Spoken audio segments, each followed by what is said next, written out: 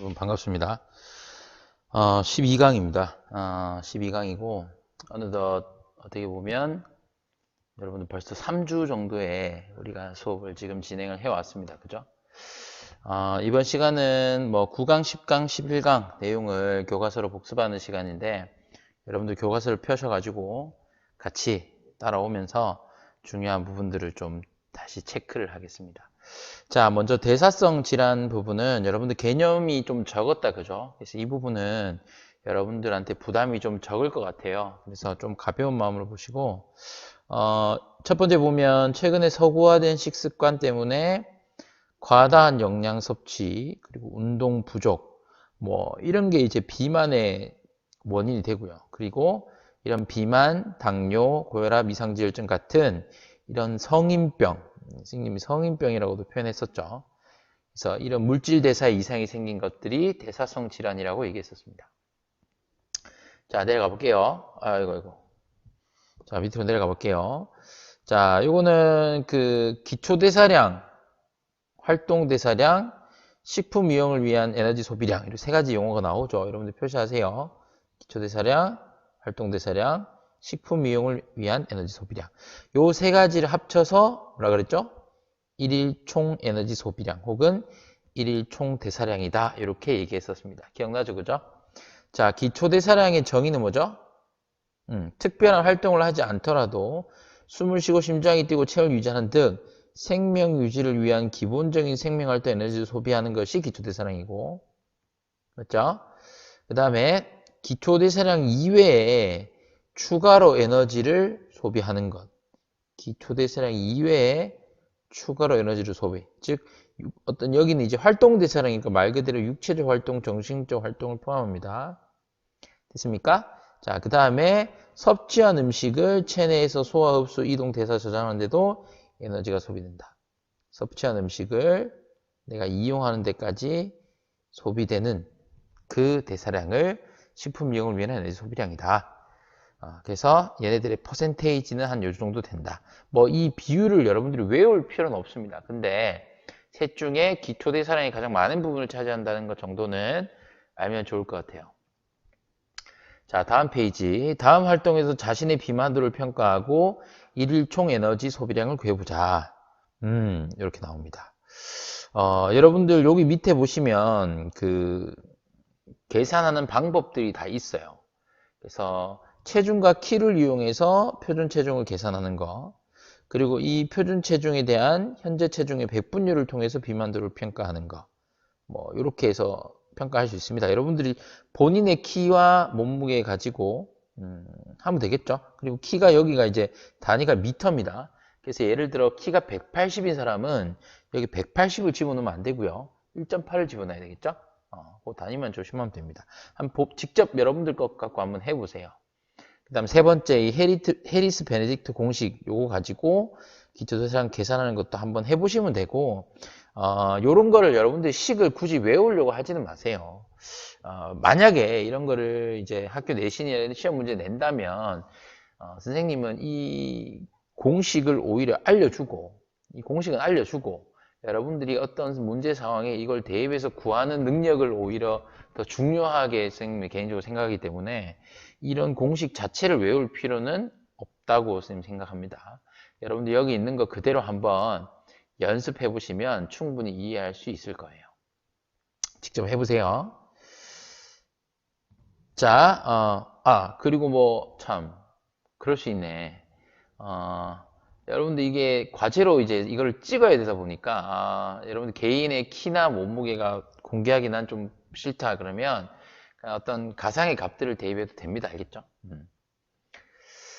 자, 그 다음에 탐구활동 개인별 1일 에너지 섭취량 조사하기인데 이거 사실 이것도 여러분들 우리가 정확하게 하긴 쉽지 않아요. 왜냐하면 저녁쯤 되면 내가 아침에 뭐 먹었는지 생각이 안 나지 않나?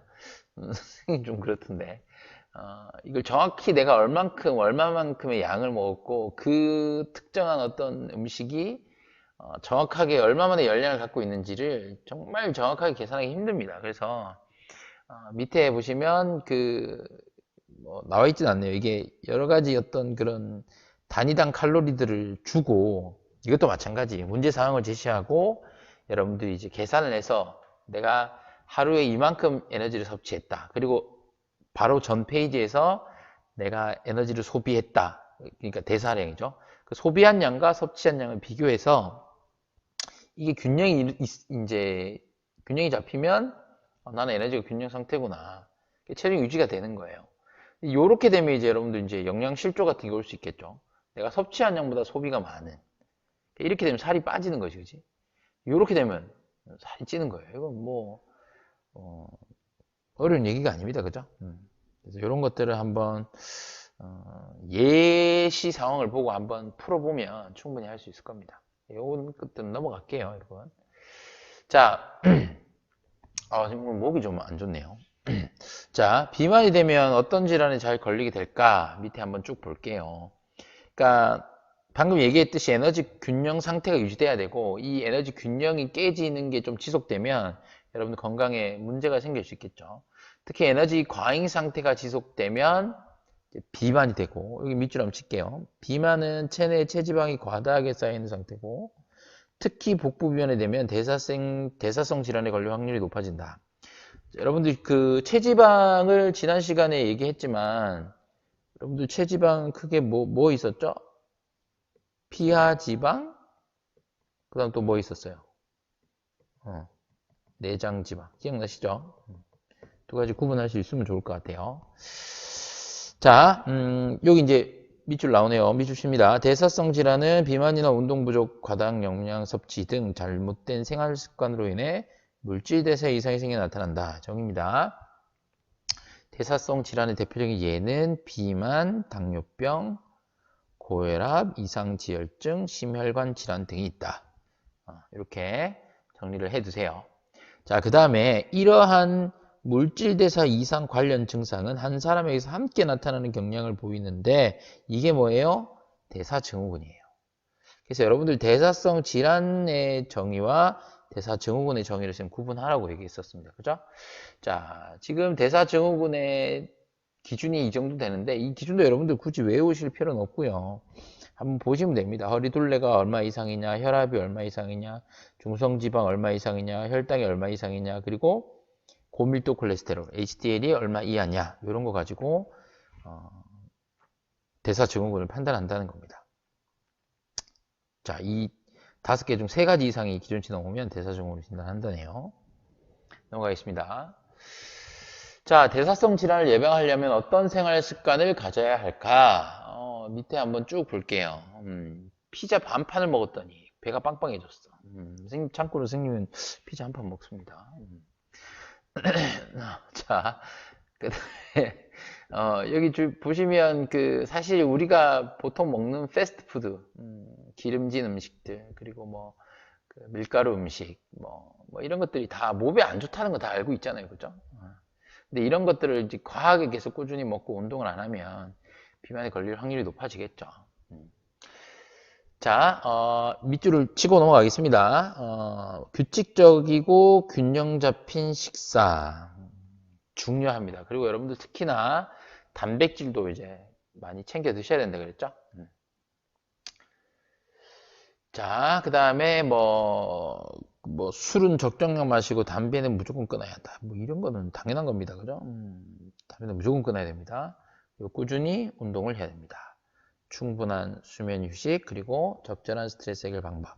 이런 것들, 하나 더 있죠? 정기적 검진까지. 이런 것들 정리해서 한번 보시고. 여기 나오네요, 여러분. 내장지방, 피하지방 얘기도 있으니까 여러분들이 한번 읽어보시면 도움이 될 것 같습니다. 빨리빨리 넘어갈게요. 여러분, 이 파트는 크게 언급할 게 없는 것 같아요. 빨리 넘어가겠습니다.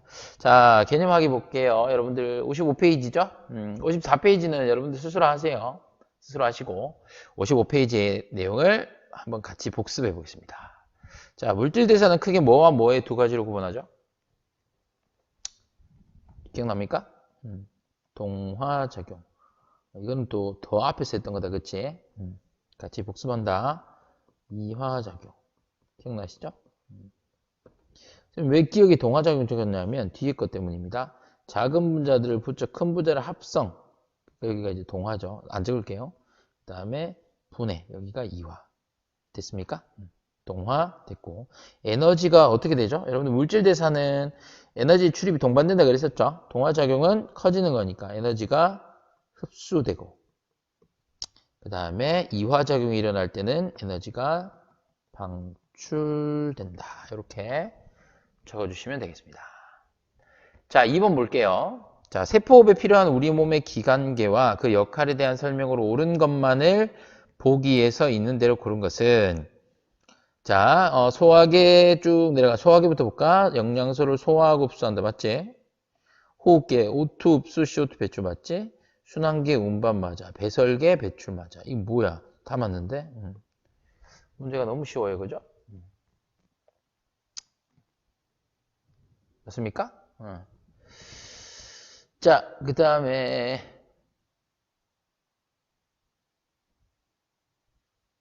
뭐가 이상한데? 잠깐만, 얘들아. 뭐가 이상해? 와우. 자, 선생님 함정에 빠졌네요. 미안합니다. 여러분들 질소성 노폐물을 생성하여 배출한다. 이 문장이 맞아 보이는데 틀렸네요. 왜냐하면 그 배출하는 거는 배설계 역할이 맞아요. 그죠? 근데 질소성 노폐물을 생성하는 것이 이거는 배설계 역할이라고 하기는 좀 힘들죠. 왜냐하면 질소성 노폐물을 생성하는 것은 세포호흡 결과 생기는 거니까 이건 어디에 있는 세포든 다 생성하고요. 그리고 우리가 여러분들 한번 알아두셔야 될 게, 자, 생각해 보세요. 암모니아가 뭘로 합성되죠? 요소로 합성이 돼요. 맞죠? 독성이 강한 암모니아가 요소로 합성이 되는데 그게 어디에서 일어나? 간에서 일어난단 말이야, 얘들아. 그치? 간은 무슨 기관계지? 소화계입니다. 맞죠? 그러면 답은 1번이 되겠네. 니을은 약간의 함정이었다. 그치? 오케이. 자, 3번으로 넘어갈게요. ATP 나왔다. 와우. 자, 가나다 명칭 중요하다. 그치, 이거? 가 뭐였어요, 이거? 지금 대답하고 있습니까, 여러분?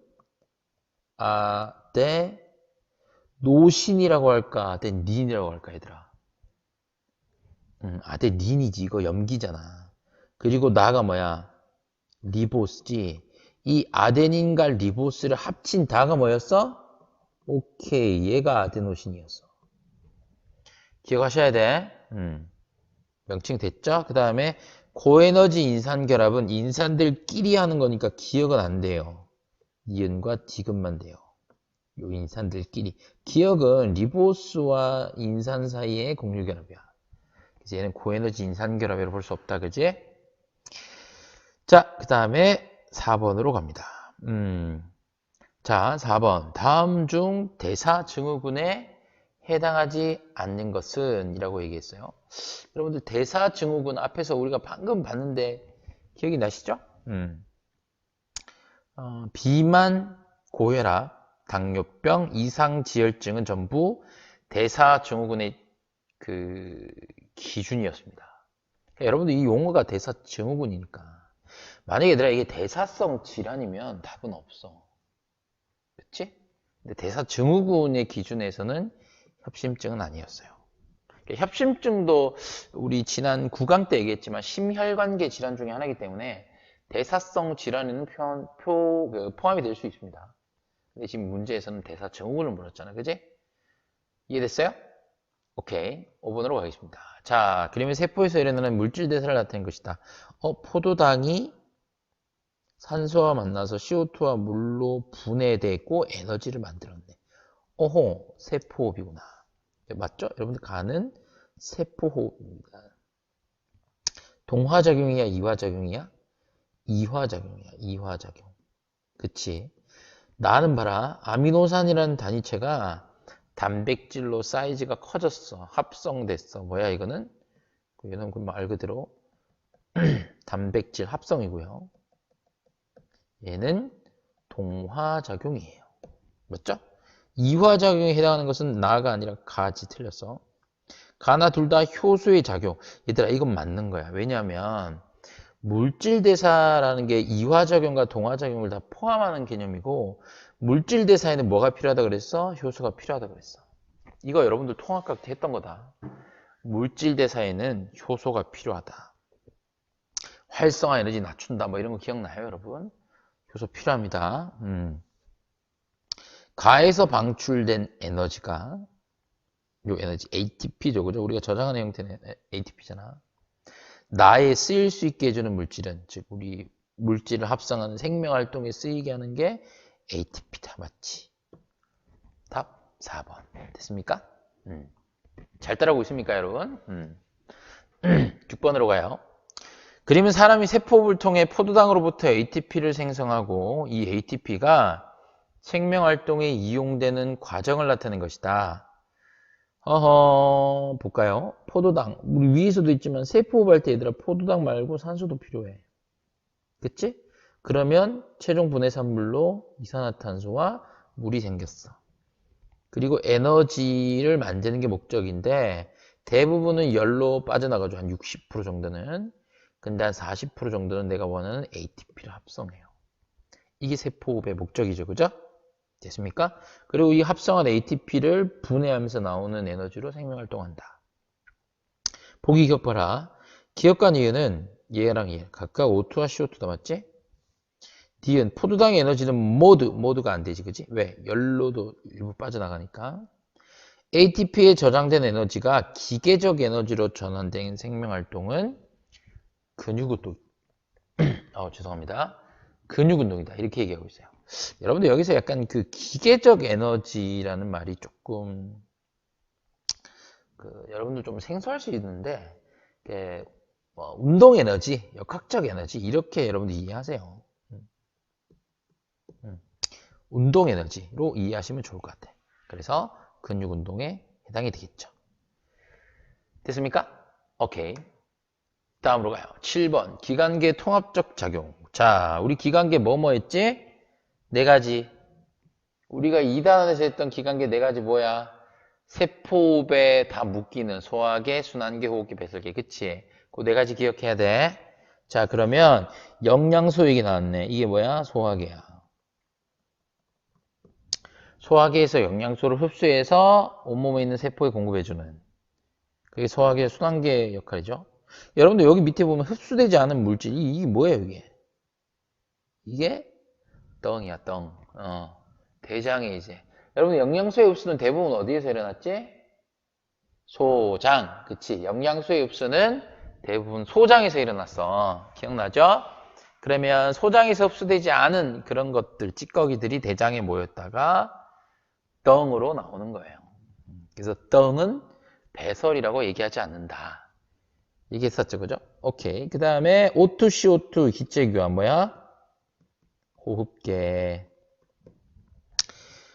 그리고 뭐 다 관여하는 순환계와 마지막으로 노폐물을 배설하는 배설계. 이렇게 여러분들 찾을 수 있다. 그치? 이런 그림 수능에도 나온다, 얘들아. 이 진짜 쉬워. 자, 1번. 가에서는 이화작용이 일어난다. 소화계에서 이화작용이 안 일어나겠습니까? 당연히 일어나죠. 여러분들 음식물 잘게 분해하는 거 다 이화작용이지 않니? 나에서는 확산의 기체교환. 기체교환은 확산이라고 여러분 얘기했었습니다. 이게 그 기체 부분 압력, 분압이라고 하는데 이 분압 차이에 의해서 확산이 일어납니다. 즉 높은 데서 낮은 데로. 부분 압력이 큰 데서 낮은 쪽으로만 확산이 일어나요. 여러분 확산은 뭐 고농도에서 저농도, 높은 데서 낮은 데 하여튼 많은 데서 적은 데로 가요. 그렇죠? 3번 간은 아까 얘기했네. 암모니아 요소할 때 얘기했다. 그지? 간은 어디 속한다? 소화계에 속한다. 맞지? 선생님 간은 음식물이 안 지나는데요? 얘들아 음식물이 안 지나더라도 소화기관이 되는 게 있었죠. 그죠? 그리고 우리가 소화샘이라고 묶었었는데 간, 이자, 쓸개 이런 친구들 음식물이 직접적으로 통과하진 않지만 소화기관입니다. 자, 콩팥, 방광은 배설계에 속한다. 맞죠? 자, 암모니아는 가에서 생성되고 다에서. 이게 암모니아를 뭘로 바꾸면 답일까? 요소로 바꾸면 답이야, 얘들아.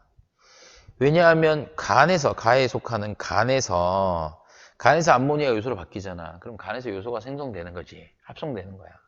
그러니까 이게 요소로 바뀌면 답인데 암모니아이기 때문에 틀렸습니다. 암모니아는 이제 단백질을 원료로 세포호흡이 일어나면 암모니아는 발생해요. 그게 간에 가서 요소로 합성되는 거니까 답은 5번이 되겠습니다. 자, 8번입니다. 8번이에요. 자, 8번. 그림은 세포호흡에서 생성된 물질이 몸 밖으로 배출되는 과정이다. 뭐 간단하죠, 그죠? 여기 보시면 간 나오고 콩팥 이게 뭐겠어? 암모니아 요소.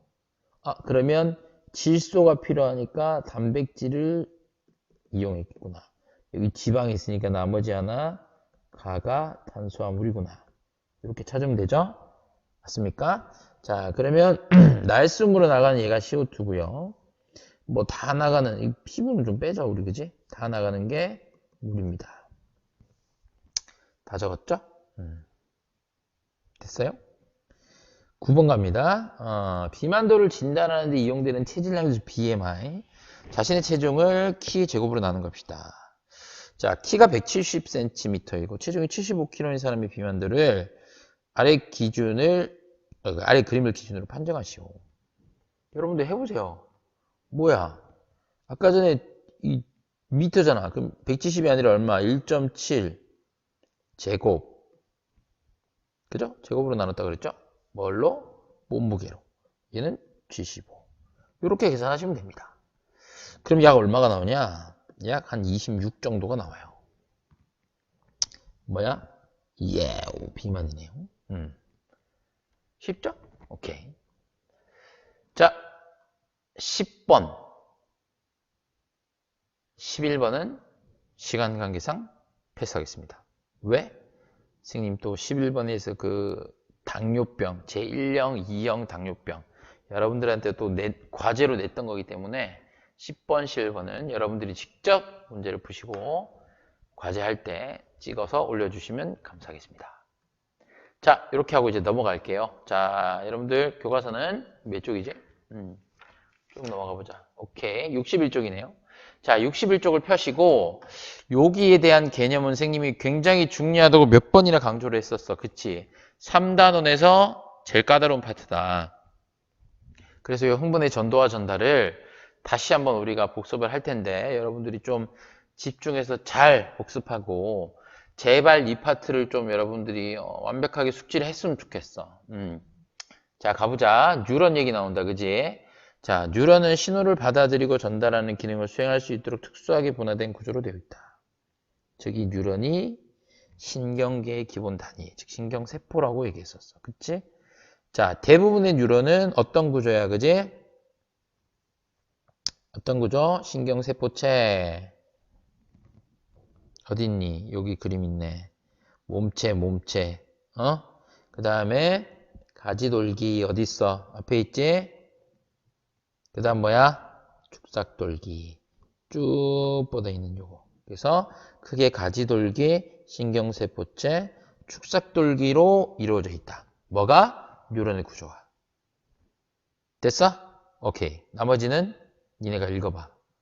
됐니? 그리고 마리집 얘기했었다. 마리집. 이 축삭돌기에 보면 휴반세포가 말려있는 마리집 구조가 있다. 그리고 이 마리집은 전기가 통한다, 안 통한다? 안 통한다. 절연체 역할을 한다. 활동전이가 발생하지 않는다. 그러면 활동전이는 어디에서 발생해? 마리집과 마리집 사이에 축삭이 노출된 부분, 랑비의 결절에서 활동전이가 발생한다. 오케이? 자, 넘어가요. 자, 뉴런의 종류를 얘기하고 있어, 얘가 지금. 뉴런의 종류를 얘기하고 있는데, 자, 마리집의 유무에 따라서 마리집이 없으면 민마리집 신경, 마리집이 있으면 마리집 신경 이렇게 얘기했었다. 그치? 그 다음에 지금 우리 교과서에서 나와 있진 않지만 우리가 수업할 땐 얘기했었어요. 내가 이렇게 주자 제목을 뉴런의 종류 1번 마리집의 유무. 그래서 이렇게 두 개로 나누고 2번은 뭐였어 얘들아? 뭘로 나눌 수 있어? 뉴런의 기능으로 나눌 수 있다. 그지? 세 가지. 고심성 뉴런과 기억나요? 연합 뉴런. 그리고 원심성 뉴런. 요거 얘기했었어. 이때 구심성, 원심성 얘기도 여러분들 얘기했다. 방향성 가지고 얘기하라고. 자, 이게 기억이 안 나는 사람은 10강 가서 이 파트 다시 봐. 알겠지? 얘들아, 이거 기억이 안 나면 다시 가서 복습해야 된다. 그래서 뉴런의 종류를 크게 마리집의 유무에 따라서는 민마리집 신경, 마리집 신경으로 구분할 수 있고, 기능에 따라서는 이렇게 세 가지로 구분할 수 있다. 됐니? 이 중에서 대부분 민마리집 신경은 누구라 그랬지? 연합뉴런이야. 연합뉴런은 대부분 민마리집 신경이었어. 즉 마리집이 없었다, 그지? 기억 안 나면 복습해. 자, 그 다음에 활동전이가 발생하는 과정을 한번 보자. 자, 막전이 얘기부터 나오네. 뉴런에서는 세포막을 경계로 세포 안팎에 전이차가 형성되어 있는데 이러한 전이차의 개념을 막전이. 그래서 막전이란 용어는 차이의 개념을 내포하고 있다. 그래서 세포 안팎으로 형성되는 전이차이를 막전이라고 한다. 기억나시죠? 그래서 이러한 뉴런의 자극이 가해지면 막전이의 변화가 생기며 이 막전이의 변화가 축삭돌기를 따라 이동한다. 활동전이죠, 그죠? 활동전이. 자, 휴지전이부터 한번 해보자, 얘들아. 휴지전이부터. 자, 휴지전이는 자극을 받지 않았을 때야. 즉, 분극 상태일 때야. 여기 나오네. 왜? 자극을 받지 않아도 나눌 분극. 내부는 음전화, 외부는 양전화 상대적으로 띄고 있습니다. 왜? why? 뭐야? 기억나? 오케이. 나트륨 칼륨 펌프 얘기 나오죠? 나트륨 칼륨 펌프가 나트륨을 외부로, 칼륨을 내부로 능동수송, 에너지를 써서 이동시킵니다. 그래서 외부에는 나트륨이 많고 내부에는 칼륨이 많아요. 이해되시죠? 자, 그 다음에 이온은 지질 성분의 세포막을 통과하지 못하므로 세포막은 인지질 이중층이었지, 그지? 기억나지? 자, 나트륨과 칼륨 이온은 각각 나트륨 이온 통로와 칼륨 이온 통로를 통해서만 세포 내부 외부로 확산된다. 근데 두 번째 나온다, 그지? 대부분의 나트륨 통로는 닫혀 있지만 일부 칼륨 통로는 열려 있어. 얘가 두 번째 요인이야. 그래서 칼륨 통로는 일부 외부로 이동해. 그 결과 나오네, 그지? 그러니까 이 펌프랑 이 두 번째, 그러니까 어떤 그 이온의 불균등한 분포 그리고 그 막단백질의 투과도 차이, 이런 두 가지 요인 때문에 내부는 상대적으로 음전화, 외부는 상대적으로 양전화를 띠는 분극. 그리고 차이가 약 70만큼 차이입니다. 여러분 이 마이너스 이미 얘기했죠? 내부가 외부보다 낮단 소리야. 즉 전기적 위치 에너지가 낮단 소리야. 얼마만큼? 약 70만큼 낮단 소리야. 이해되니? 밑에 그림 보자. 나트륨 통로 닫혀 있고 칼륨 통로 닫혀 있어. 근데 일부 칼륨 통로 열려 있네. 됐니? 나트륨 칼륨 펌프 항상 작동한다. 지금 자극 안 받은 거지. 무슨 상태? 분극 상태. 이때 형성되는 막전이 무슨 전이? 휴지전이. 그래서 사실 여러분 이게 휴지 상태란 말도 같이 써요. 여기 있잖아, 그지? 휴지 상태란 말도 쓰긴 쓰는데 선생님 개인적으로 분극 상태, 휴지전이 이 말을 좀 좋아하는데 휴지 상태도 틀린 말은 아닙니다. 자, 여기 보시면 나트륨은 여러분들 세포 밖에 더 많죠, 그죠? 칼륨은 세포 안이 더 많습니다. 자, 그 다음에 이제 활동전이 나오네요. 자, 활동전이. 자, 분극 상태에서 벗어납니다. 그래서 탈분극이라는 얘기가 나왔었지. 그리고 다시 돌아가는 재분극. 그래서 탈분극, 재분극이 활동전이와 관련이 있는 시기입니다. 자, 밑에 해보기를 보시면 여러분들 그 나트륨 통로가 열리면 막전이가 점점 상승해요. 이 말은 세포 밖에서 안쪽으로 나트륨 이온이 들어온다는 소리야. 이해돼? 이렇게 나트륨 이온이 들어온다는 소리야. 뭘 통해서? 나트륨 통로를 통해서. 그 다음에 칼륨 통로가 열리면 막전이가 다시 하강해. 그치? 왜? 세포 안에서 바깥으로 칼륨 이온이 방출되거든. 뭘 통해서? 칼륨 통로를 통해서. 기억나세요? 오케이. 자, 이동 방향 그림에 나타냈습니다. 맞죠? 막전이 높아진 이유 뭐 때문이에요? 나트륨의 유입 때문이죠. 얘는 왜 낮아? 칼륨의 유출 때문이야. 됐니? 자, 여기 아저씨 대답해봐. 이온 통로를 통해 이동할 때 에너지 소비돼? No. 안 됩니다. 왜? 확산이기 때문에 그래요. 나트륨은 아까 전에 어디가 많다 그랬어? 밖이 많다 그랬지. 그러니까 통로 열리면 많은 데서 적은 데로 들어오는 거야. 확산되는 거야. 반대로 칼륨은 안이 높다 그랬지, 그지? 그러니까 통로 열리면 안에서 밖으로 나가는 거야. 이건 전부 다 확산입니다. 펌프랑 완전히 개념이 달라요. 됐습니까? 자, 그 다음 밑줄 칩니다, 여러분. 자, 뉴런의 역치 이상의 자극이 가해지면 막전이가 8로 30까지 갔다가 빠르게 다시 돌아오는데 이와 같은 막전이의 변화를 뭐라고 해?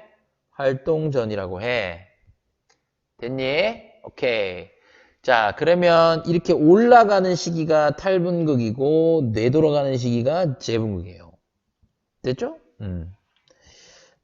자, 활동전이는 세포막이 나트륨 총량, 칼륨 총량 개폐에 따라 쭉쭉쭉쭉 뭐 얘기 다 했습니다.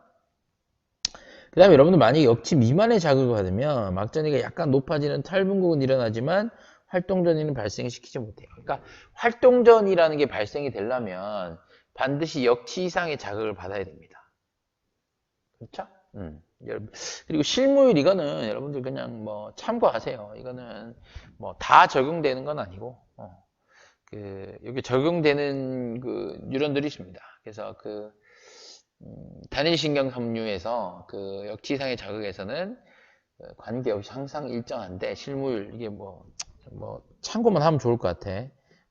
영어로 한번 적어볼게. all or none 이라고 해서 그러니까 여러분들 예를 들어서 자 선생님 예를 들게요. 역치 값들로 50이라고 해볼게. 예를 들어서 단위 다 무시하고 자 역치 값이 50인데 첫 번째 내가 60만큼 자극을 줬어. 두 번째 내가 100만큼 자극을 줬어. 세 번째 내가 40만큼 자극을 줬어. 그러면 40만큼 자극을 주면 활동전이가 발생할까 안 할까? 안 하겠지? 이해돼? 자, 그 다음 60만큼 줬을 때랑 100만큼 줬을 때는 활동전이가 발생을 하겠지. 한다고. 둘 다 하는데 이때 활동전이의 크기는 똑같아. 그러니까 60보다 100이 훨씬 자극이 세지만 내가 자극을 세게 줬다고 해서 이 활동전이가 더 커지는 게 아니에요. 활동전이의 어떤 그 크기는 일정하고 이 활동전이가 발생하는 빈도수가 늘어나는 뭐 이런 거를 실무율의 원리다 이렇게 얘기를 하는데 이건 여러분들이 좀 참고만 하시면 좋을 것 같아. 참고만 좀 하세요.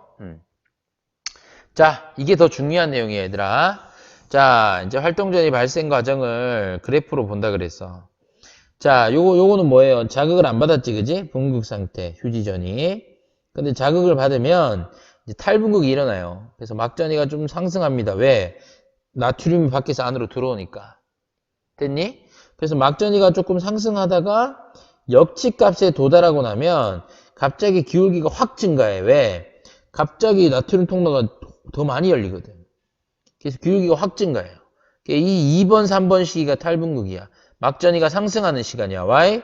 나트륨 통로가 열려서 나트륨이 안으로 들어오고 있기 때문에 그렇습니다. 자, 그 다음에 나트륨 통로가 대부분 닫히고 이제 뭐가 열려? 칼륨 통로가 열려서 칼륨이 밖으로 나가. 여기 나트륨이지 얘들아. 초록색. 칼륨 통로가 열려서 칼륨이 지금 노란색이에요.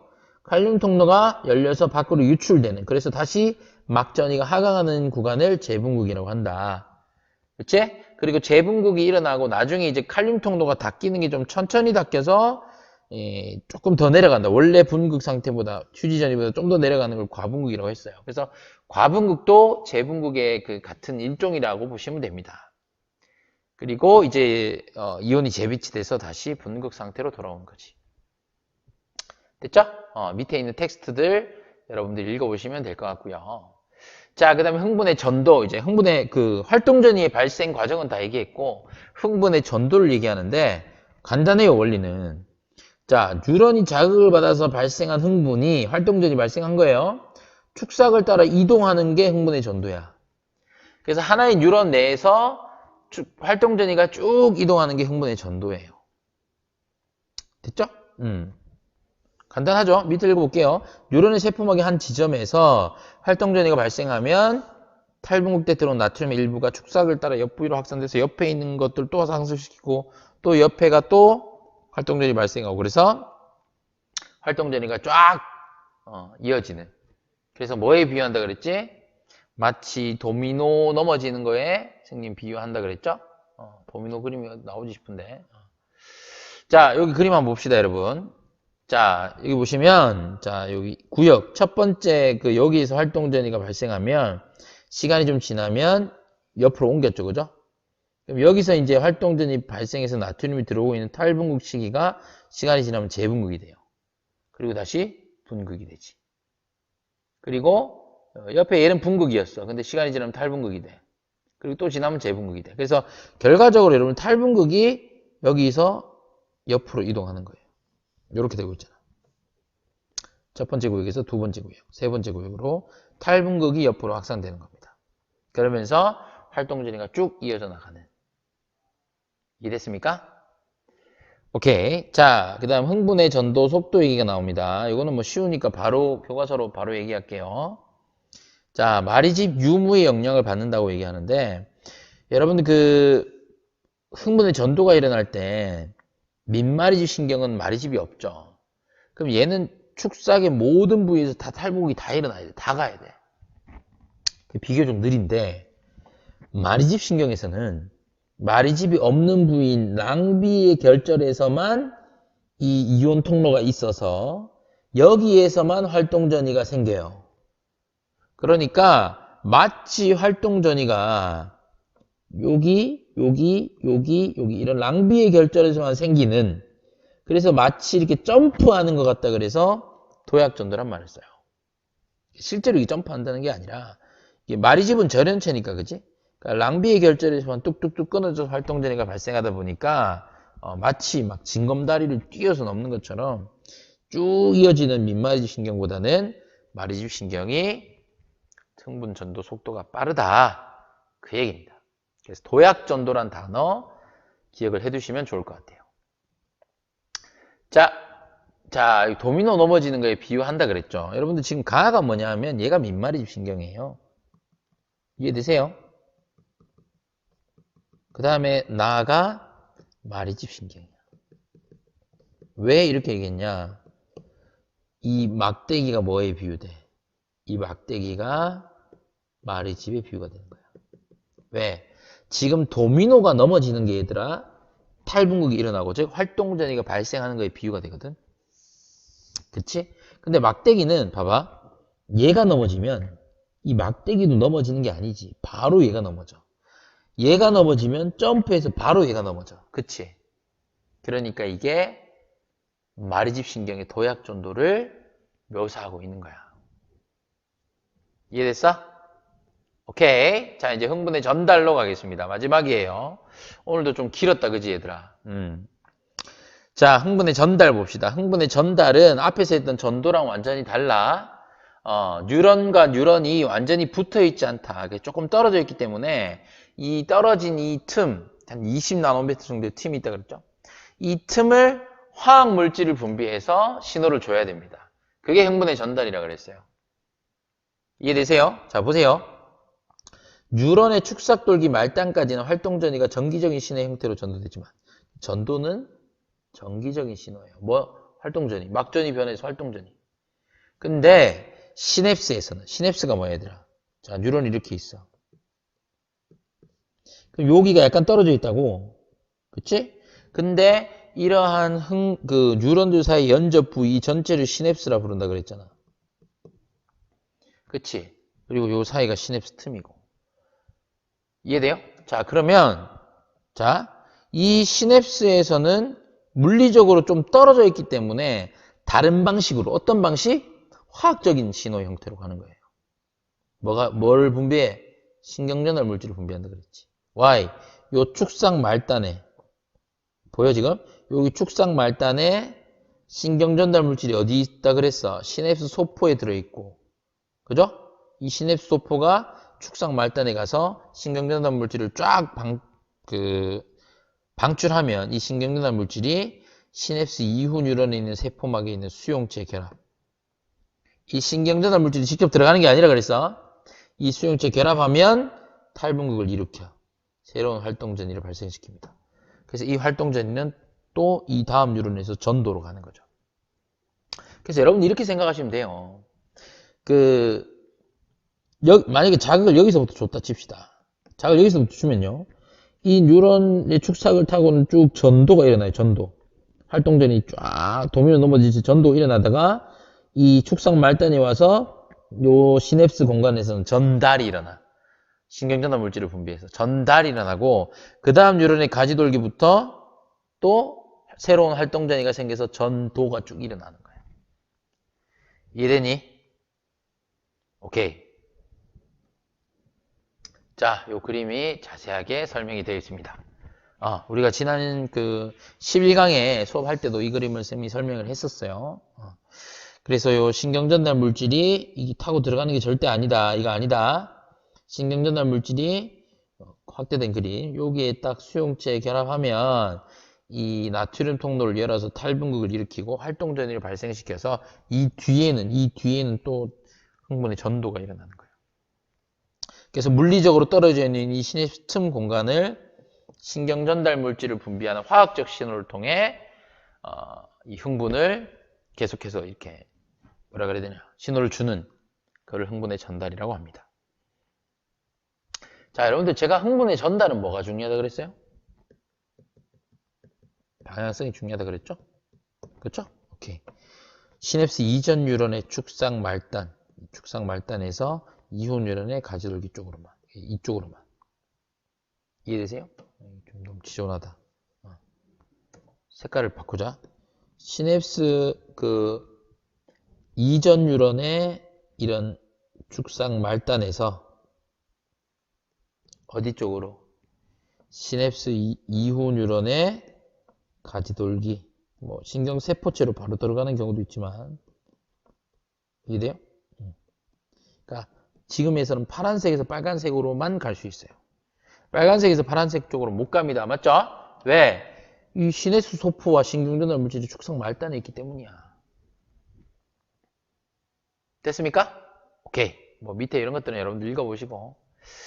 자, 오늘 12강 수업은 여기까지 하겠습니다. 여러분 내용이 좀 많아서 선생님 여러분 좀 부담스러울까 봐 선생님 말이 좀 빨리 했어요. 말을 되게 굉장히 빨리 한 것 같은데 여러분들은 또 충분히 이걸 돌려볼 수 있으니까 돌려보시면서 필요한 것도 좀 복습해가지고 이 파트들을 좀 잘 여러분들이 이해했으면 좋겠어. 그리고 나중에 뭐 얼마든지 여러분들이 질문할 게 있으면 질문하시고 이 파트들은 좀 완벽하게 숙지를 해뒀으면 좋겠습니다. 그쵸? 자, 이제 13강부터는 또 새로운 또 이제 소단원이 나옵니다. 지금 우리가 이제 흥분의 전도와 전달을 했고 13강에는 또 이제 근육 수축에 대해서 또 하고 또 신경계도 나오고 또 재밌는 파트들이 많이 나오니까 또 요까지 정리를 잘 해두고 13강부터 또 새로운 출발을 해보도록 합시다. 자, 대단히 고생 많았습니다. 안녕.